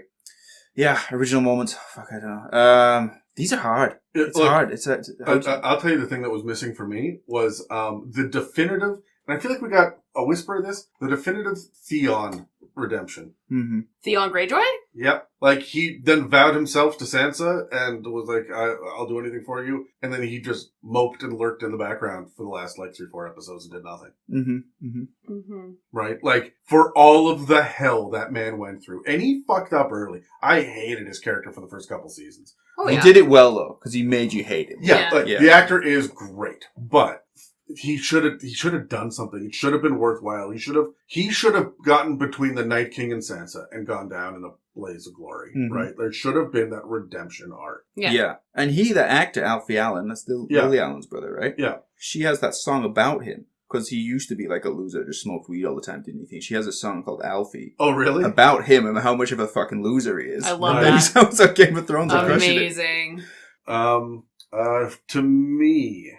Did Tormund ever comfort Brienne after Jaime left her? I think that Tormund, for Tormund to have to live happily ever after, he hung out with Jon for a little while, then went north of the Wall and found the last remaining giant woman, and he got married. You think he just got over Brienne like that? God knows. Where would Brienne have gone? She's not going to stick her. She was never interested in Tormund, which is too bad because I fucking love them as a pair. There was little glimmers sometimes where you thought she would come around or something. But it was because Jaime was always there. That twat waffle. Why do I feel like you're pronouncing the word twat with an O? It's bothering me. Twat. Stop saying that. Fuck. No. Just switching vowels out all over the place. It's a very Canadian thing to do. You bastard. That's you. That's what you sound like. I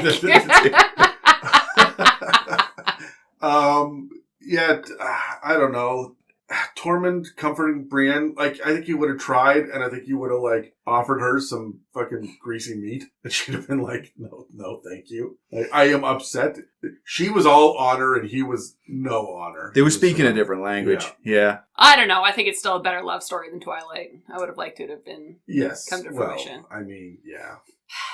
I think it was and I also feel like it's one of the only love storylines that could potentially have been written by the female gaze. Yeah. So I think that was a big piece of that. You know what female character was Sam's wife? She didn't do anything except be fucking pathetic. And have a child. Yeah, there was no growth there. No. I was waiting for that. She stood up when his family, when the Tarleys, snubbed him, and she, it's not fair. We need to do the thing. We're going to do it anyway. And she showed him support. But again, she was just another, what do you call them, a fridge character? Character. She was there to make Sam, learn and grow and be the man. Yeah, I get it. You do need those characters unless everyone's just running around figuring out. Yeah, but there weren't a whole lot of men doing that in Game of Thrones. That's the point. Yeah. No, I'm not going to buy that this is something where women are only fridge characters. It's not. There was 300 characters in that show. No, okay. The problem is that 100% of the fridge characters were women. Hold on. Except for Gendry. Gendry was a fridge character for... I don't have an answer to this right now. And I'm probably not going to take time out of my life to find it, but I'm going to look. I feel like I feel like there's a lot of confirmation bias in this. We'll be actually ignoring facts to try to push some sort of fucking agenda. It's not accurate. No, but I do think that, what was her name? Gilly? Gilly. Gilly? Fuck. Gilly was a character that was under-realized. She was there to walk around in the background and do not much except give Sam reason to move forward. Mm-hmm. Yeah. Am I going to give the prequel series a chance? This is the House of Dragons. Well, hey, Ryan, do what you want, man. Do what you want, and best of luck to you. No. He's asking. All right, okay, sorry. Are we going to give the prequel a chance? Sorry, man. Got annoyed at you there. You're I suggest you do. It's very good. Wow, it's because I don't know, Ryan. I'm sure he's a great guy. I saw the first season, and I'm like, this is fucking excellent. Mieka watched it separately, and we're like, when we're together, we will watch this together. And she's here in a week, so. So you haven't watched it all? I've watched the first episode. Okay. I'm so excited about it. Okay. But you'll like it. I've heard great things about it. It's amazing. So. I'm behind on it. Because, like, it's a series... Game of Thrones traditionally is a series I've watched with my dad. Yeah. Like, since day one. Yeah. And, like, now that we're older and I don't see him as often and I don't live at home anymore. We watch, like, maybe 1 or 2 episodes at a time. And we also do the old people thing where when we finally get to watch an episode together, we'll watch the previous episode to remind us what happened and then watch the next episode. You know they've got a 45-minute previously on Game of Thrones and every It still doesn't help. No. All right. It's just what we do. So every time we get together, we maybe watch, like, 1 episode, even though we're together for, like, 4 hours. So, but we're almost there. I think I'm on, like halfway through is where we're at right now. It's good. Yeah, I enjoy it. I'm trying to blitz through Willow before Mieka gets here. So fucking good. Oh my god. She won't care, so. There are scenes that are so bad. Is it good? It's entertaining. Did you see it when you were a kid, the original, the movie? There's a big nostalgia factor. It is. I'll watch it's fan service for the nostalgia is 100% what it is. Yeah, it's like, you will not give a shit about Fuller House if you did not watch Full House when you were a child. Same kind of energy. So, yeah. Okay. I'm quite enjoying it, but fuck is some of that acting bad. Terrible. Yeah. I've heard terrible things about Rings of Power, but I'm going to dive in. It's good. I'm going to give it the benefit of the doubt. Good. I think the problem was they came out, they were running it at the same time as House of the Dragon. Yeah. And so... House of the Dragon is just a better show, so... Well, it just depends. It's so, like, Rings of Power is so, like, high fantasy and all of the clean elves and all of the stuff that we know from that universe. And the George Martin stuff is so, like, gritty and raw and adult, and that's kind of what the adult audience was. It's like, fuck your sister and bleed on her and all this shit. And then you get to Rings of Power and it's not like that. Yeah. So when they ran them at the same time, probably didn't work as well. Total sidebar. Are you guys up to date on The Witcher? Do you care at all? No, I'm out of it. I took a break from the fantasy stuff, to be honest. Yeah. Every night I was coming home and my girlfriend's watching another episode of Lesbian Fairy School, and I just had to unplug. I can't watch it anymore. Aren't there like 3 of those shows? Fucking 12 of them, I think. It's always she tells me it's a different episode all the time, a different show all the time. So I had to take a break from fantasy stuff because I just needed a break. Yeah, I caught up on Star Trek. I watched every episode of everything Star Trek, and I'm going to detox from that for like 2 years. Fuck. I'm watching One Tree Hill. Great show. Great and show. The OC. Oh, dude, that was my favorite. Yeah, my partner's watching the OC right now, and I'm watching One Tree Hill, and then we just swap notes about this the same fucking show. It is. Yeah. Early 2000s stuff. Okay, Terry, what was the purpose of the horse? Why the white horse? Do you know what I'm talking about? Mm-hmm. The white horse. Arya rides away on a white horse. Oh, man, we've delayed this episode so much now. Everything's like, I don't know, man. The episode where King's Landing gets destroyed. Yeah. Out of the dust comes this white horse we've never seen before. Yeah. And it's like slow motion, and the music swells, and Arya has a moment and then rides the horse. Is this supposed to represent Jack and Hagar? Is that what it was? I don't know. Like, it wasn't obvious to me. Yeah, and where the fuck did he go? Another character that was built up so much, and I loved that character. I thought he was great. Yeah, I thought he was great until he got stuck inside, going like, "Are you worthy? Do you have any name?" Like, fuck, that's right. Stop asking. Go and do the cool stuff again. Yeah. Do the cool stuff. Yeah, go be an assassin out in the world. I liked you better doing that. I saw the white horse thing as like there's like a biblical thing almost. I think it was another sign of the gods for her that she is now death. Like she is killed. Death on the pale horse? Yes. Yeah. That's kind of what that's kind of how I read that ish, but that was really not explained in any way, shape, or form that that's what it is. And did she kill anybody after that moment? No, and also she didn't get Cersei, which is the last person on her list, so. Yep. I saw it as well as like, there's clearly a metaphor here. And I was like, is this a redemption thing? Like, did she choose life and not death? Maybe. They were unclear. This is clearly an omen of some sort. Mm-hmm. And they were unclear about it. I really like the idea of it being death riding a pale horse. Yeah. That tickles me. I'm a fan of that. It works. Although, is it the only fucking time in Game of Thrones that we have an overt biblical metaphor? I mean, like, that was overt. That was beat you in the face with it. Yeah, yeah. It would be one of the only ones if you go in that direction. But yeah, I mean, well, who was I was going to say Stannis sacrificing his daughter, kind of Cain and Abel vibes. What continuity drop was your favorite or angered you the most? Continuity drop. And an example that he says is, bells never mean surrender. To the bells suddenly means surrender. So whenever there was bells before, it was like... I never noticed that. This confused me. And so I went looking, and I found a fan asking the question, why do the bells mean surrender in Game of Thrones Season 8? When the bells were ringing before the Battle of Blackwater, Davos says, I've never known bells to mean surrender. Let's just focus on the continuity issues, I guess, instead of the fucking bells. Like, yeah.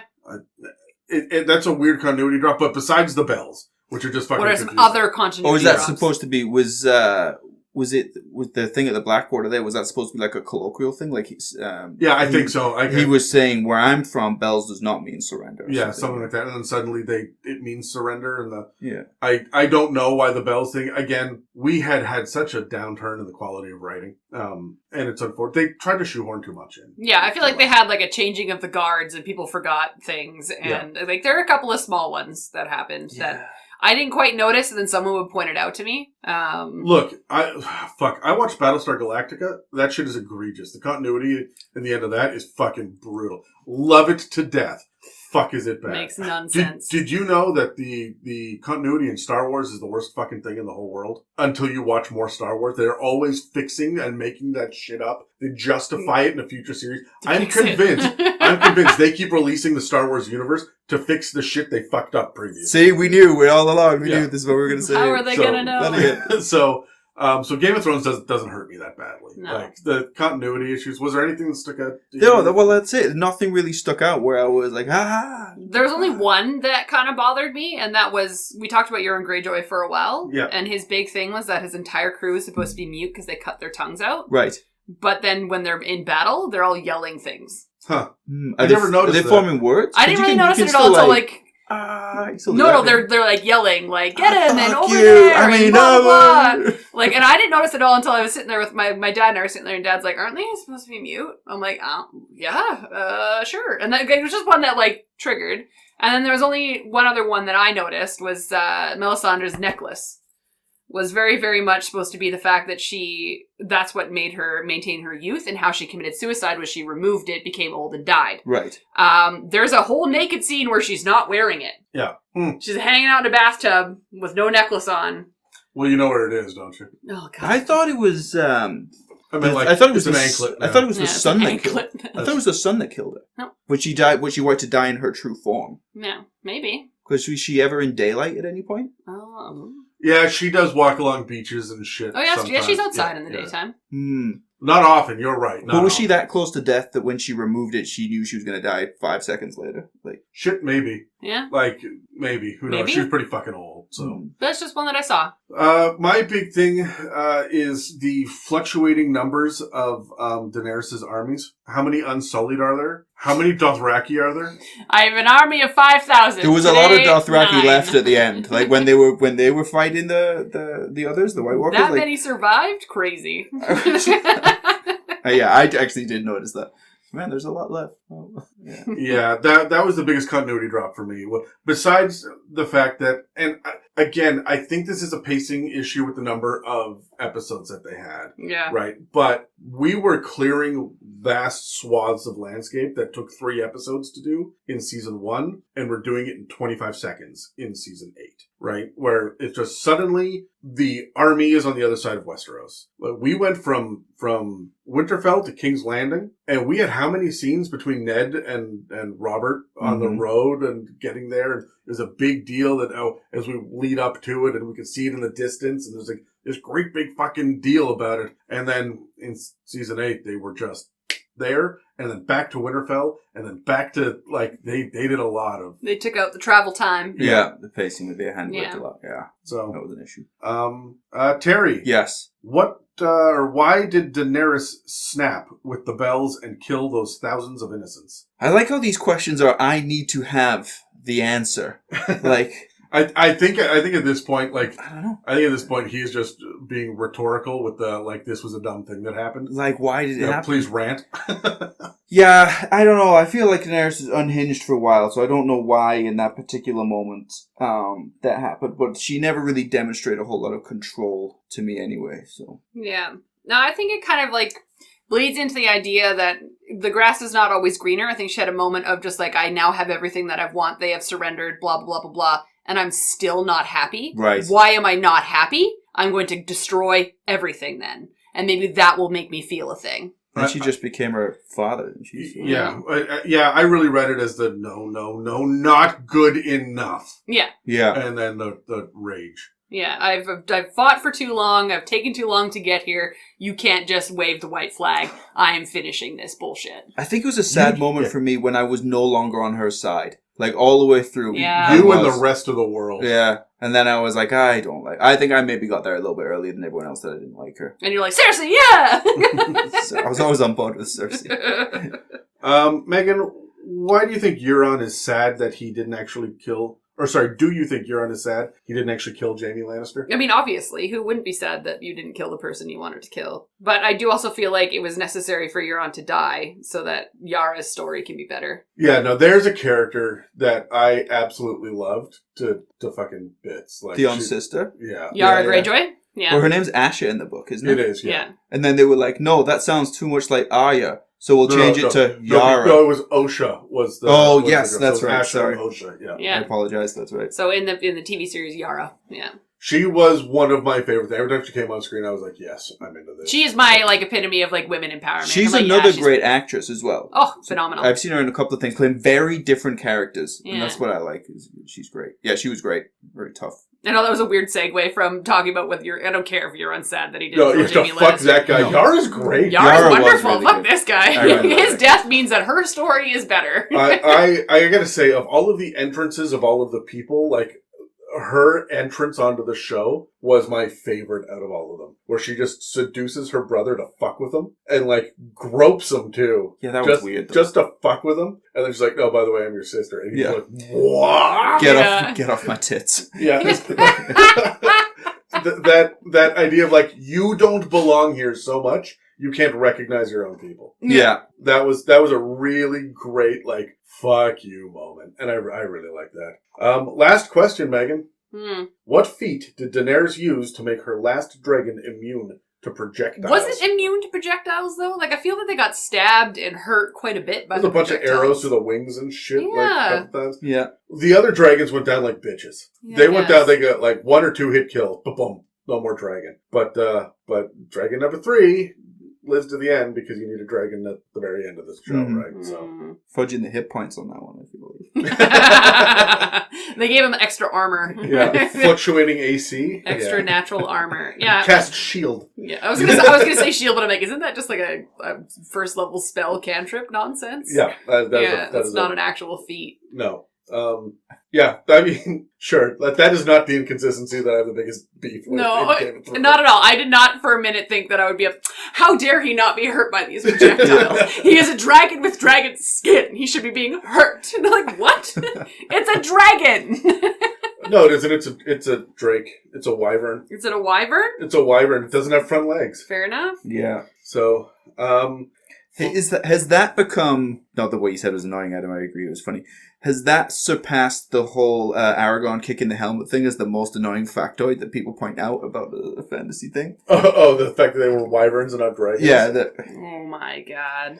Technically, they're, I fucking know, shut up! That's where I went with that. Okay, so we've done a great big rant. Is there anything else? Megan, you have one more left. So, is there anything else that you want to rant about before we wrap this episode? Game of Thrones related. Game of Thrones related? What was the last thing, like, we didn't talk about it. This fucking annoyed me. They should have made it longer. Like, fuck off. Yeah. Just make it longer. Yeah. Let us enjoy it. Mm-hmm. Like, and also, just enjoy it. Let me enjoy it. Like, if I like Game of Thrones, let me like Game I'm glad of you said Thrones. that was going to be my thing. Hey, do you know how fucking unfathomably difficult it was to create that show and make it so successful? And it's so easy to shit all over it, but it was pretty fucking good. Yeah. It was what the best thing we've ever had on TV up until Do you that point. really think that it would have ever lived up to our expectations? No, absolutely not. Ever? What the hell were people expecting? Book to movie adaptation that was successful. There's never a comic book to movie series that was loved by everyone. You know what I mean? Like, I feel like Game of Thrones just gets shit on because of how popular it got. But like... But how dare you watch... Oh, not you. The world. All of those seasons. All the way through. And then go, that was shit. You don't get to do that. I don't understand the hate watch. Okay, so it's now... like slamming your dick at a door. Like, you just keep watching. Right. So, as someone with the biggest schlong in the podcast, Megan, this is now canon for year 5 of ItsaMimic. You're the biggest schlong in the podcast. And it's specifically a schlong. Yeah. It's SCH, for those of you who are going to write in about it. It's fair. That's all I can hear is ask me about my yeah, I guess it was not that bad.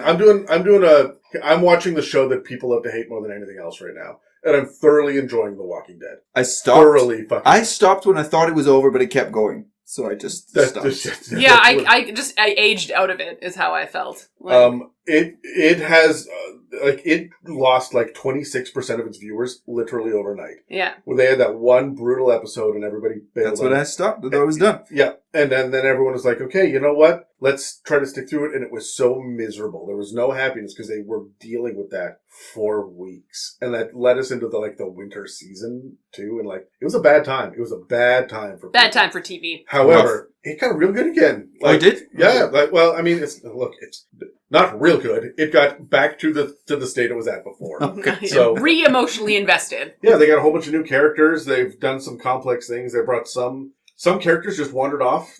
They're like, hey, you know what? These main characters, the actors need a break to do other things. They went off on quests out in the world and left us with a bunch of people like, we don't know these people. We get new arcs, new characters, Yeah. That's cool. Yeah, they had really cool villains for a couple of seasons too. Like, there's some good shit. So yeah. There are worse fantasy book adaptions out there. Like, The Sword of Truth was so shitty that I loved it. But, they just make all that kind of, they're just so bad. That, when you get something like this beautiful nugget, that, it's okay to appreciate it. Game of Thrones is not that bad. You want to talk about shitty fucking fantasy, did anybody see the Prince of Persia movie? I did. Fuck. Of course I did. Did anyone see the Dungeons and Dragons movie? I know. The first one. I really want to see the new one. Yeah, I'm excited for it. I'm excited. Sure.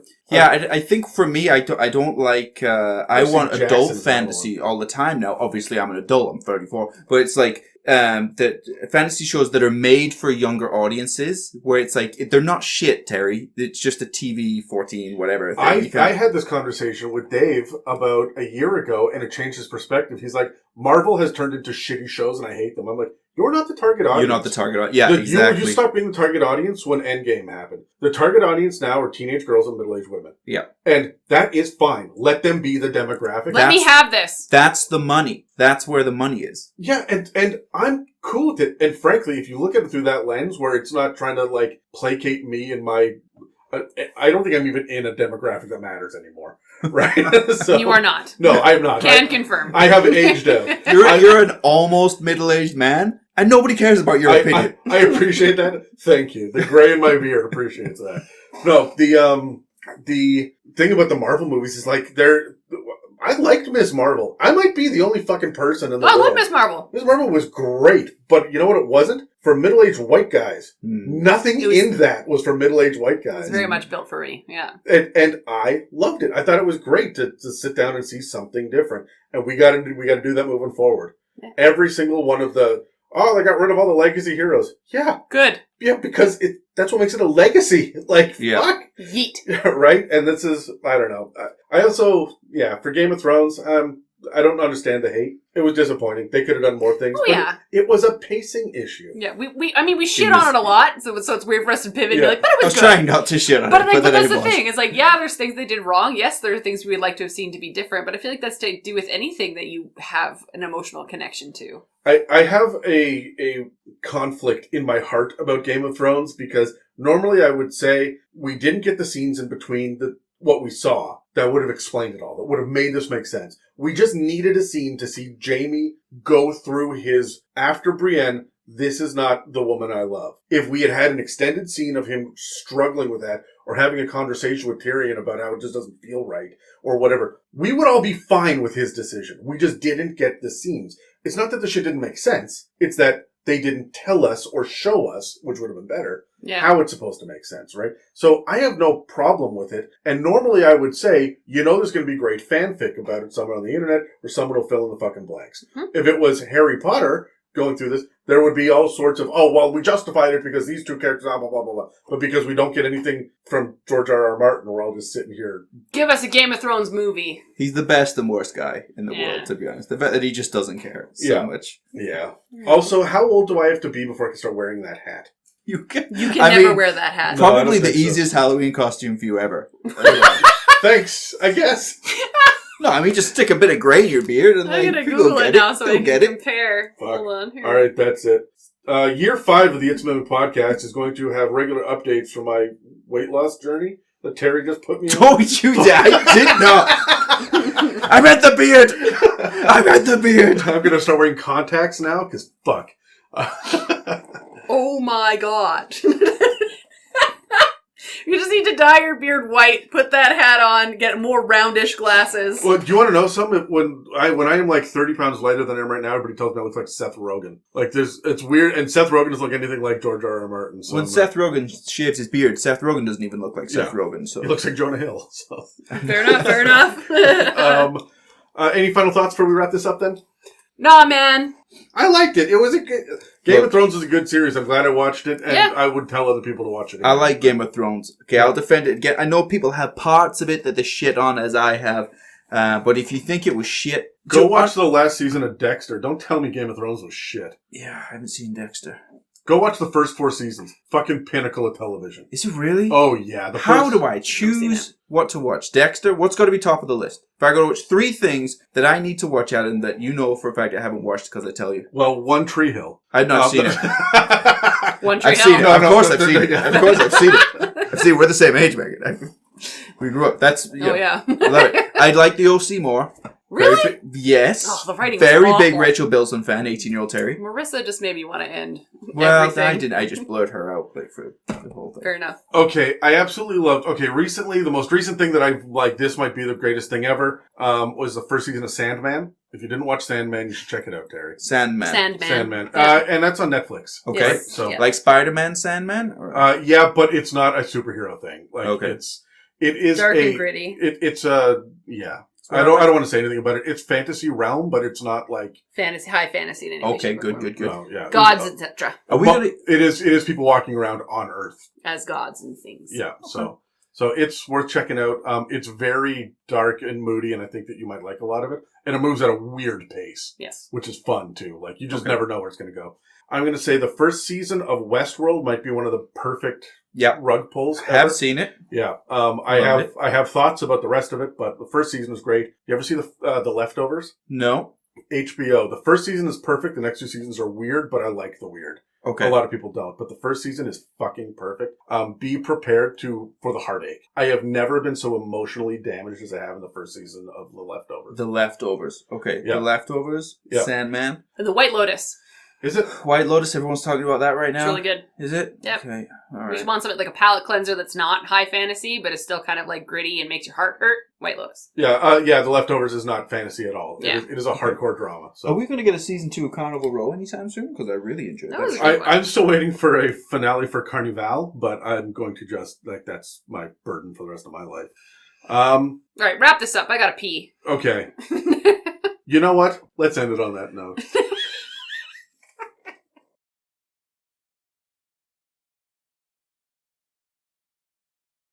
So that's all for this mailbag episode of the ItsaMimic podcast. Thank you for sticking with us for the last 4 years, and we look forward to the next 4? Sure. Yeah, sure. Okay. The 4 after that, though, are going to be fucking brutal. Well, we have to get to season 8 to piss people off, right? Yeah, that one's only going to be 6 episodes long, but they're going to be 45 fucking minutes. Anyway, so make sure that you subscribe or follow and check back regularly to see what inspirations and insights we'll have for you in the future. Thank you for listening to another episode of the ItsaMimic podcast. And if you'd like to support us, we have a donut button on our website, a store with some ItsaMimic merch, and a Patreon. This episode and others can also be found on Spotify, Apple Podcasts, YouTube, and most other podcast apps. And because Megan has to go to the bathroom, I'm going to say this last sentence very, very slowly. You fucking son of a bitch. Thanks again for listening to ItsaMimic, where... Well, you never know what you're going to get.